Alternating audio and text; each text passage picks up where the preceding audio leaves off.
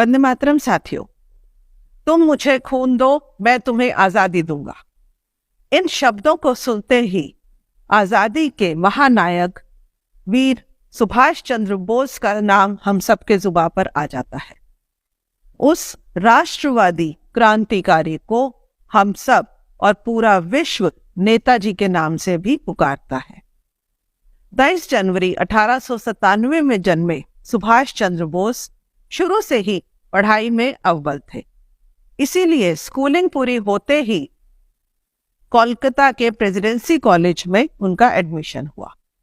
लेकिन उनका मन हमेशा देश की स्वतंत्रता के लिए ही लगा रहता था और उन्हीं उग्र राष्ट्रवादी गतिविधियों के कारण उन्हें कॉलेज से निकाल दिया गया।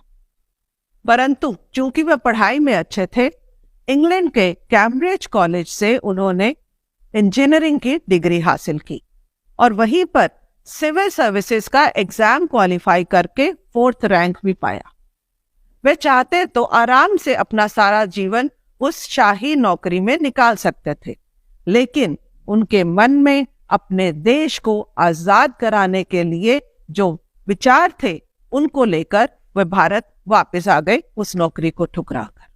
स्वामी विवेकानंद, योगी अरविंद और भगवत गीता से प्रेरणा लेकर सुभाष चंद्र बोस जी ने साधना, संघर्ष और बलिदान का जीवन अपनाया।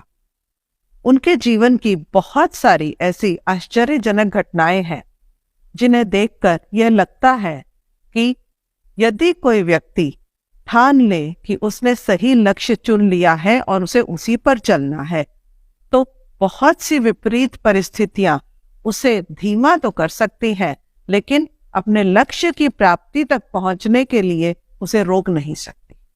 उस समय जब देश में भी यात्रा करना बहुत सुगम नहीं था, ऐसे में नेताजी सुभाष चंद्र बोस एकमात्र ऐसे नेता थे जिन्होंने विदेश जाकर भारत के स्वतंत्रता संग्राम को नए आयाम दिए और वहां रह रहे भारतीयों के मन में एक नई चेतना जगी।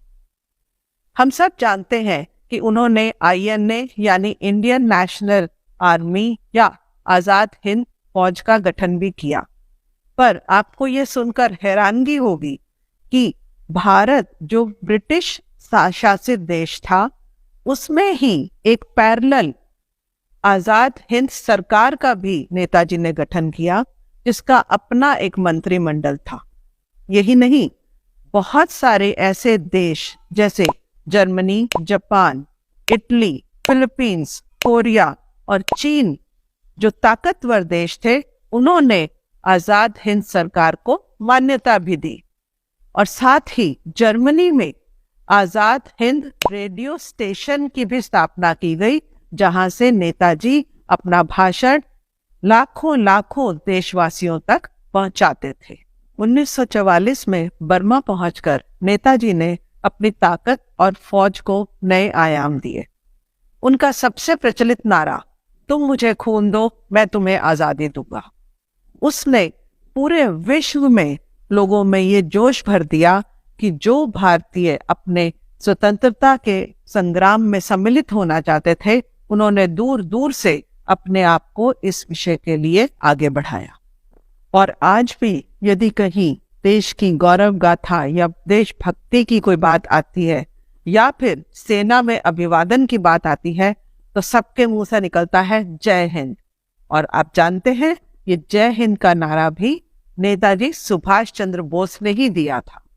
द्वितीय विश्व युद्ध के दौरान नेताजी ने सोवियत संघ, जापान और जर्मनी की यात्रा कर उनसे ब्रिटिश सरकार के विरुद्ध उनका सहयोग मांगा। ये नेताजी का ही पराक्रम था कि जो भारतीय सेना आज ब्रिटिश सरकार की तरफ से द्वितीय युद्ध में लड़ रही थी, वही सेना विश्व युद्ध में ही ब्रिटिश सरकार के खिलाफ हो गई। यानी जिस सेना के बल पर ब्रिटिश सरकार राज कर रही थी, वही सेना आज उनके खिलाफ लड़ रही थी।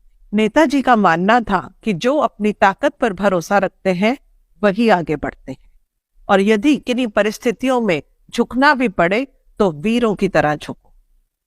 कभी भी किसी असहाय पर जुल्म ना होने दो, और जुल्म सहना भी अपराध है और गलत के साथ समझौता करना भी बहुत बड़ा अपराध है।